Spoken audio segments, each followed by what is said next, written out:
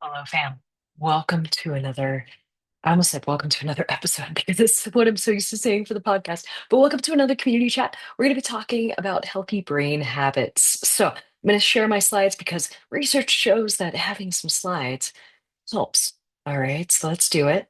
Share my screen. All right, keynote. There we go. Hopefully this will help. Hopefully this works. We're going to see. We're going to see.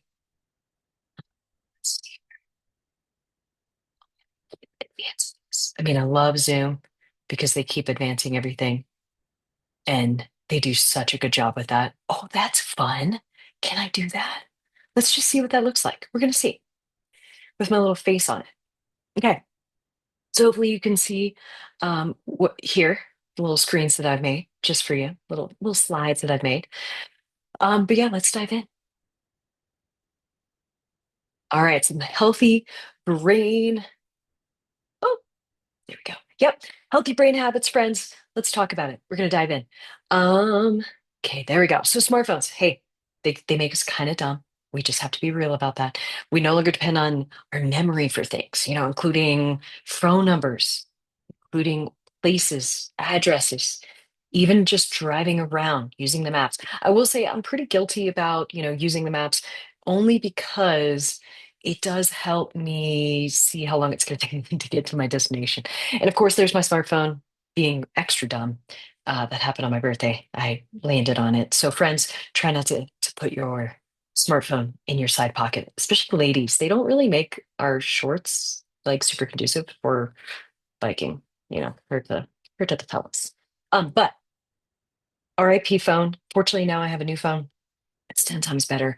Content that I've been recording lately, by the way, is also a lot better. So I'm hoping to get a lot more content out for you all. Been filming like crazy lately. All right, so healthy brain habits for athletes. This is going to kind of cover the last few weeks of habits that we've been working on when it comes to our healthy brain habits, like reducing screen time and things like that. And I want you to understand a little bit of why we're doing it. All right, so just like your body, your brain needs recovery and training as well. And I think that that's incredibly important because sometimes we overlook this way too much. So today we're going to focus on some small daily habits that help reduce your overall mental fatigue and really, really sharpen your focus overall, especially as a busy professional or just a busy parent, a busy professional parent, you're a working parent, and then you're trying to also take care of your own health and everything. So this is really what's going to help tie it all together. Because again, sometimes all too often we neglect what our brain needs and what our mind really needs. Okay. So why brain health matters? I think it's pretty obvious, but let's go over it. Focus. Better focus means better performance. Better rest means better recovery. Less stress means that you have more energy, friends. Because let's be real here, cognitive fatigue is a very, very valid thing. I know I feel it a lot, especially being online compared to when I used to train more in person. Definitely notice a big difference. But cognitive fatigue can impact your training, it can impact your recovery and your decision making skills both on and off the bike. And I think that this is really important to emphasize here. Having mental clutter as well, that really causes a little bit of a physical stress response. Now, stress, it's always going to happen. I don't ever want to make stress like a big scary monster or anything like that. But having that physical stress response with higher cortisol because of the stress response does equate to a little bit less energy or a lot less energy in some cases. Okay. Sharper focus, however, means that you're going to have better workouts. You're going to have better sleep. You're going to be crushing your sleep game and you're just going to have more enjoyment overall. So, this is why this matters. Okay. Everything impacts everything. And how you do anything is how you do everything. It's one of my firm belief systems. So diving into that morning habit reset that we talked about during our last few weeks together, these last 3 or 4 weeks together. Ideally, no email or scrolling first thing in the morning, right when you wake up. That is not a pleasant way to start the day. Now, I know some people, they will fight tooth and nail. Hell, I even have a business coach that she swears up and down. She loves her favorite thing is herkle in the bed, which is like a Finnish or Swedish. It's some sort of Norwegian, I'm not sure, phrase, herkle Um, but yeah, it's basically where you just sit in bed and you kind of rot a little bit and you're just like farting around, you know. But she loves to herkle in bed and scroll. Okay. She does admit that it doesn't make her feel as energetic as she'd like. So that's the thing. She loves to do it, but it is at a cost of her energy. But ideally, morning habit reset is no email or scrolling first thing in the morning, and then starting with some sort of movement or breath work or even journaling or something. It could be even just you drinking a glass of water. It could be you just setting the tone for the day. You even, one of the habits that I outlined, even just having you think about the top one or three things that you want to get done that day or accomplish or that you need to get done, want to get done, and also need to get done and or need to get done. Because I get it. We have jobs, we have careers, we have responsibilities. There is a big difference between want and need. I fully understand that.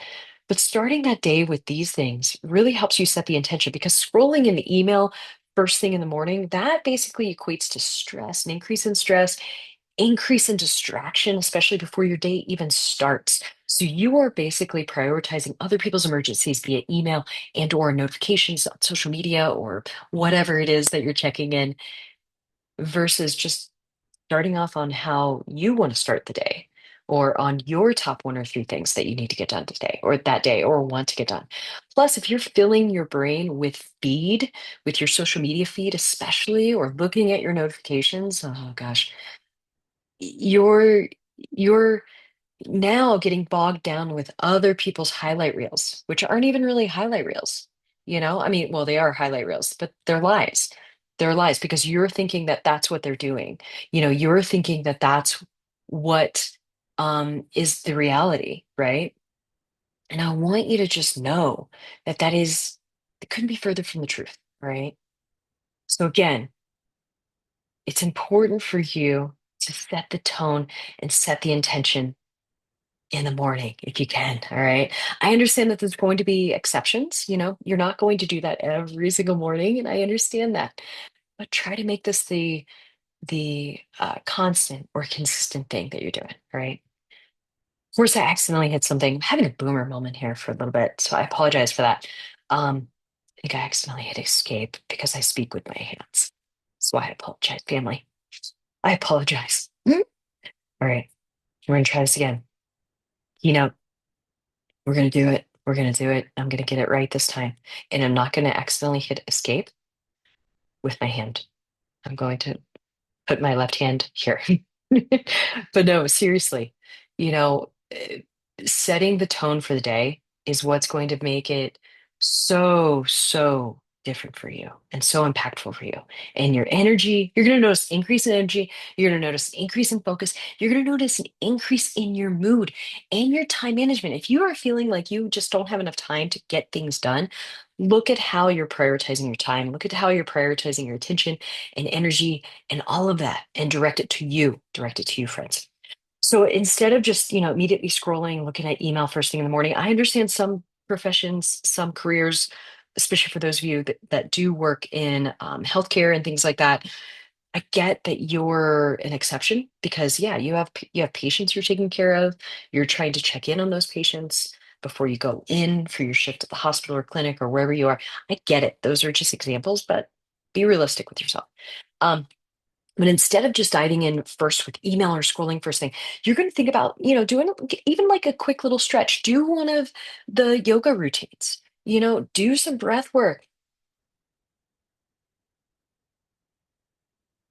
Nice physiological sigh is so transformative and it only takes a few seconds to do, friends. So just do your regular breathing in through the nose until you feel like, okay, I'm completely full, and then pause for a second and then do another little snort. All right.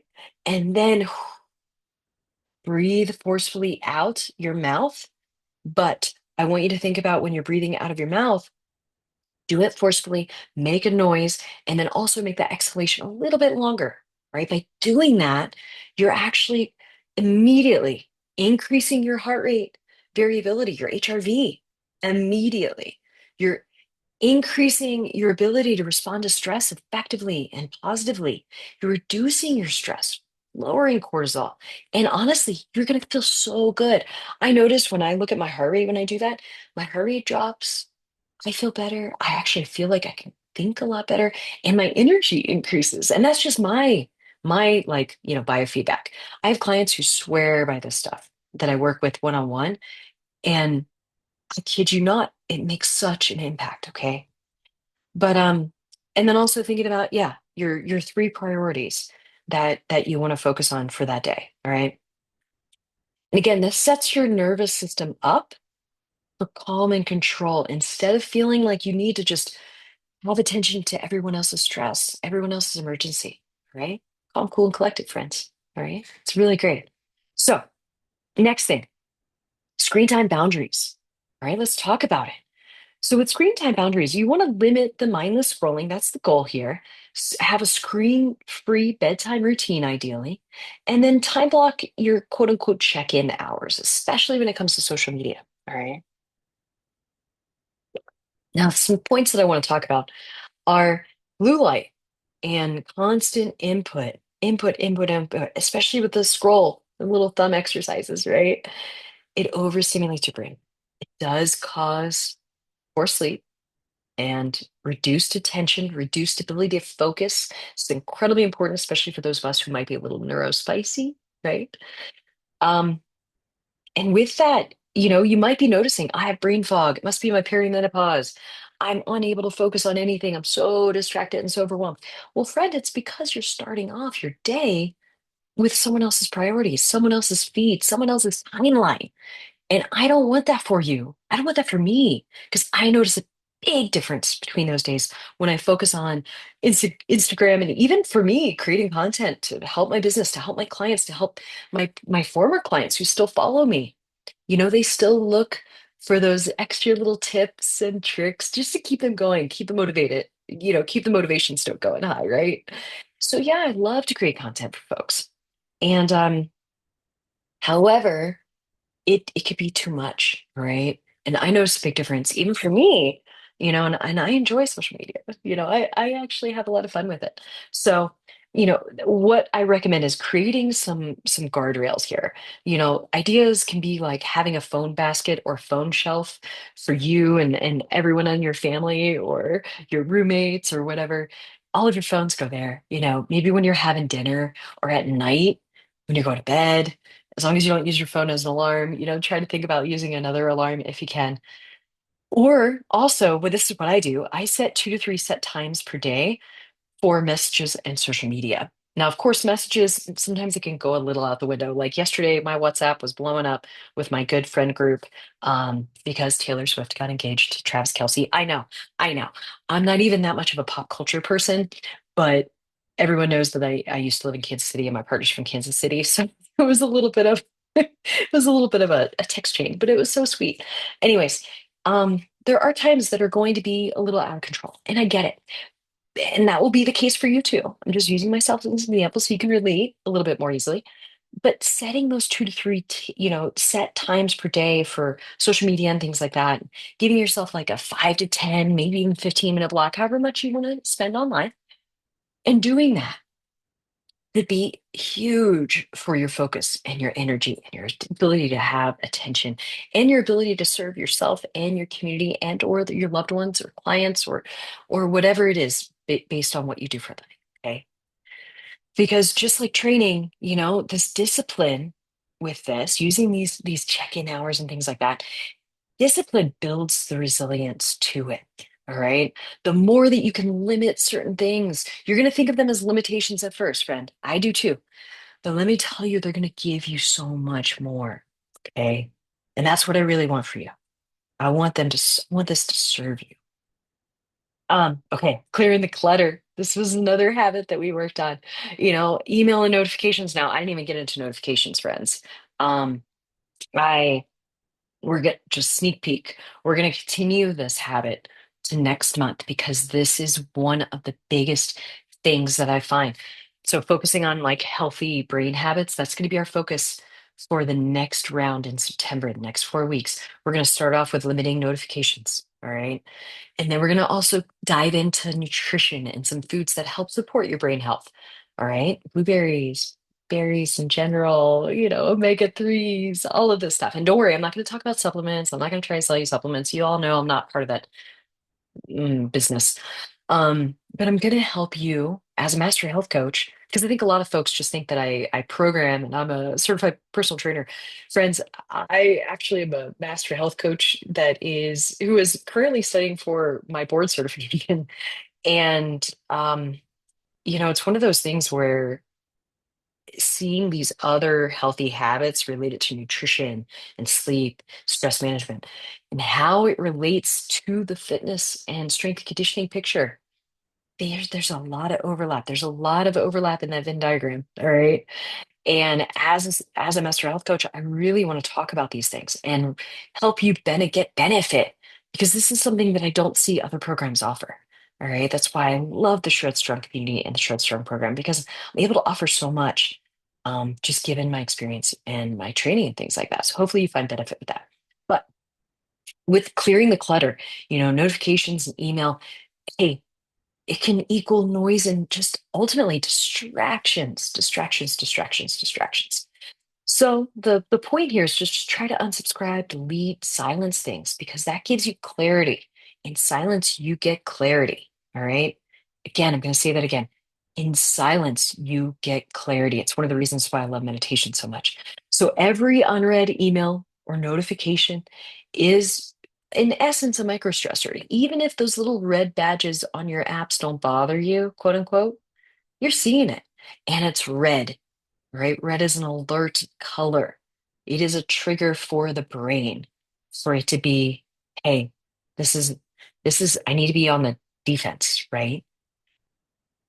Freeing your inbox and silencing these non-essential notifications help give you less background noise and tension and distractions, okay? Because the more you can reduce those things, hey, the higher your resiliency, the higher your HRV, the lower your stress. It's awesome. Awesome how it all works out. So think of it like cleaning your bike drivetrain, all right? Fewer distractions means you're going to have a smoother flow. Your ride is going to feel a lot smoother. Your brain's going to feel a lot smoother. That's the goal of this discussion here. Okay. So remember, it's gonna all feed into one another. So in order to build these strong habits, these healthy brain habits specifically, start small, repeat daily. This is huge. So don't overhaul everything at once. Pick one habit, right? For example, no phone before you're going to bed, all right? Or no phone before you hit the gym and do your shred strong workout. Turn off your notifications, put it on do not disturb. That way you can plug in and dial in and lock in on your shred strong workout. And you're going to find, oh yeah, it definitely only takes like 45 minutes. That's what I literally have to do. I have to put my phone on do not disturb.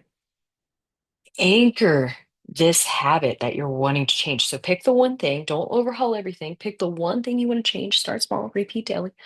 And then you're going to anchor it. So you're going to tie that habit that you want to do to something that you already do. For example, after coffee, you're going to journal instead of scrolling. Just write down something. And journaling, I know journaling is a little bit of an icky word for some of us because little feelings are scary. I get it. I get it. But even just writing down the one or three things that you want to get done that day, that's your journaling. Yes, journaling can be your to-do things if that's important for you. Doesn't have to be all about feelings. It could be about you could write down one or two or three things that are stressing you out or that are on your mind.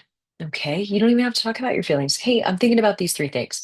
The act of writing down these things makes such an impact on how you're handling that in your mind. So awesome. I love seeing how this growth psychology works with everything. All right. And then last but not least, track your progress because I want you to celebrate consistency and F perfection because perfection's really not the end game here. We're just looking for consistency. Consistency more than anything. Okay. Okay. Next thing. So, some quick wins to try this week and for the next few weeks as we build on this habit. All right. Try no phone for the first 30 minutes of the day. Okay, just try it. Try screen-free 30 minutes before bed.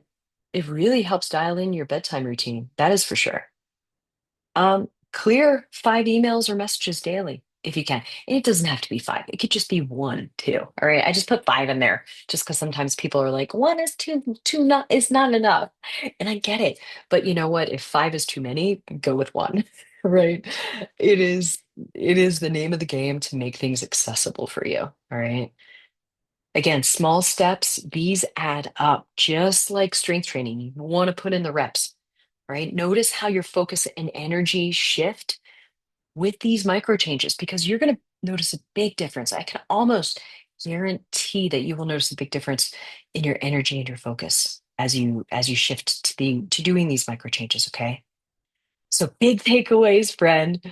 I'm so excited. I'm also so glad that I stayed on task for this chat.